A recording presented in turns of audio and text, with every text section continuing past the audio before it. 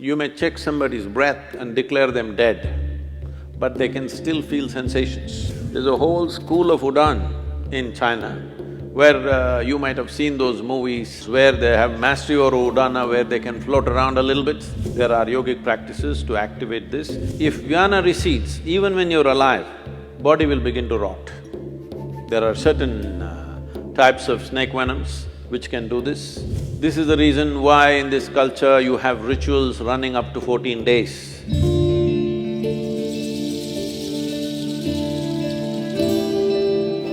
Sadhguru, you said about life, and that brings a big question what doctors have about life.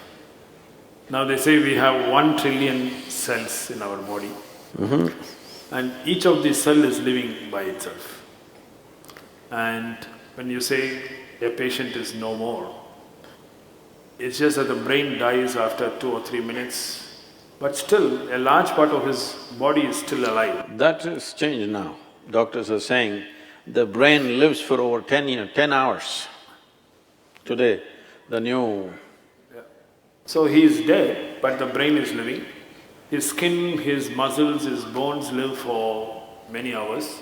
So we have said he is dead, but a large part of his body is still alive. So, and these cells, even when after the patient is dead, you take these cells and… Those of you who are all shaving every day, even after you're dead, we still have to shave you, you know this. Yeah, the hair grows. That is why I'm ready, you know. Now, you asked why if somebody is dead, still some of the cells are active. It has been recorded up to 10 hours, there is a lot of activity, and actually the brain goes into a certain level of activity and produces certain very surprising elements in 10 hours after somebody is medically dead.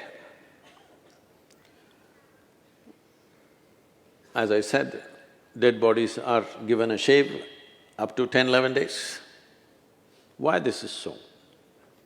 What we're calling as life physically is a mechanism on many different levels. There is hardware and there is software. You are core of hardware, bones. The software is equally important. Otherwise, how would a cell know that it's a human cell, that it is not a pig cell or a tree cell or something else? How does it know? Because there is an entire software, there is memory, evolutionary memory, genetic memory, karmic memory, there are varieties of memories imposed on every cell in the system so that it never gets confused. If you eat dog food for 3 days, you will not become a dog, isn't it? Because the memory is entrenched in this. So there is a whole software. The software package is actually bigger than the hardware, much bigger. And it is energized by what we are considering as a life force. In yoga, we call this prana. It manifests itself in 5 basic dimensions. There are other forms to it, which gets too complicated. 5 basic forms. These are called prana vayu, samana vayu, apana vayu, udhana vayu and vyana. These have different functions. Prana is related to breath, respiratory action and thought process. If the prana vayu depletes, your respiratory action will go away. So immediately doctor checks and says, he's dead. They'll try to pump their chest. If it doesn't come back, he's dead. Respiration and your pulmonary action are very directly connected. Once respiration stops, that process will naturally come to an end. So prana vayu is gone. It's not like one after another they will go. They will go at the same time, but one goes means this is gone. If samana vayu goes, this is in charge of generating heat in the system. So once samana vayu starts receding, the body starts getting cold and it also starts becoming stiff.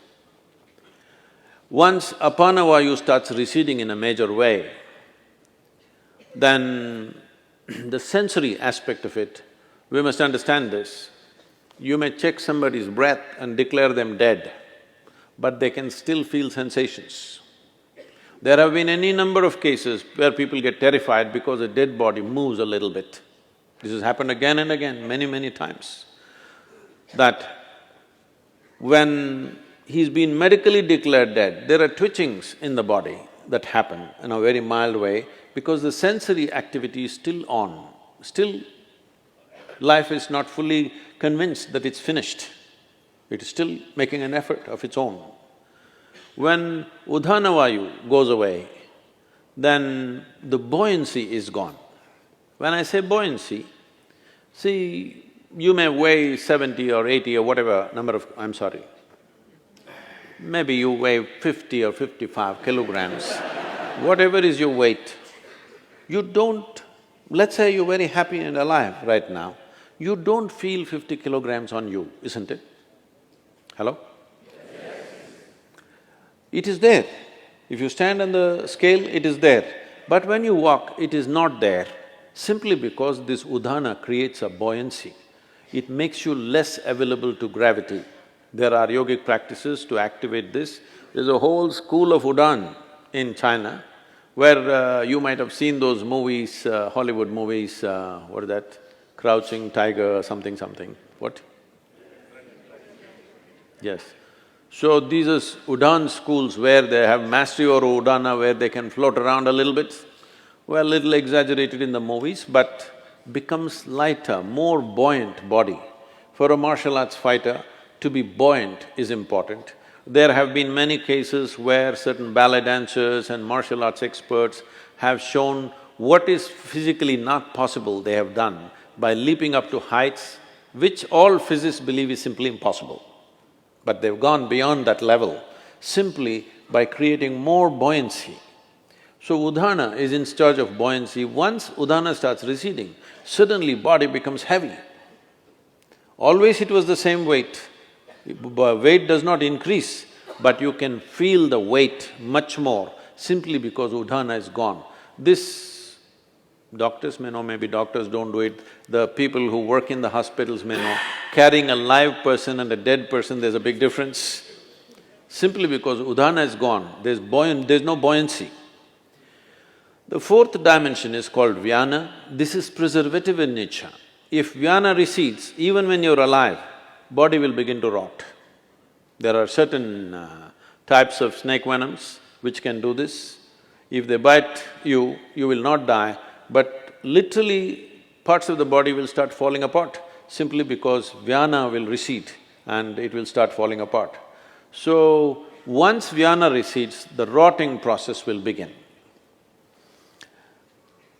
There are systems in yoga where we want all the seven to go reasonably together, within 1.5 hours we want it to go.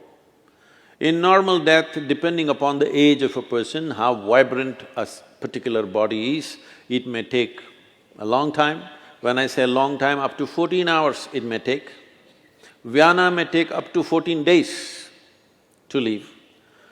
This is the reason why in this culture you have rituals running up to 14 days, because they feel the vyana may be still there, because when you bury a person, the vyana may be still hovering there, so up to 14 days. That is the reason why within 1.5 hours, in this culture that was the rule, if somebody dies within an hour and a half, you must cremate them. But then mistakes happened. When they were still alive, somebody put them on the funeral pyre, so they stretched it to 4 hours. Within 4 hours, you must cremate. But today, there are issues, all kinds of issues about it. So, people are waiting for 1 day, 2 days, daughter is in America, she has to come, she'll come after 3 days, and they will wait. But the idea is, for the one who is dead, we must understand this. You don't diagnose people as dead, you declare them dead, right? There's a difference. So when you declare them dead, for you they are dead. As far as that person is concerned, in a way, all that's happened is, he's disembodied. He's lost his body. All his life he lived thinking he's a body, never realizing the physical mass that we carry is an accumulation from this planet. He never realized that. When suddenly he slips out the body, he tends to hover around the body because he's lost his discriminatory intelligence. Once you leave the body, the discriminatory intellect is not there, so this tends to hover around that body. So in this culture we said, the moment we are sure that somebody is dead for sure, you must immediately cremate them because it's good for that dead, so they know the game is up. And it's also good for the living. You will see, if somebody very dear to you is dead and their body is here, you keep on hallucinating. Maybe they're just sleeping, maybe they will sit up, maybe some miracle will happen, maybe something else will happen, this will go on unnecessarily. You will see people are crying and big emotional drama is happening, but the moment you cremate them, you will see everybody becomes silent. Have you noticed this? Always.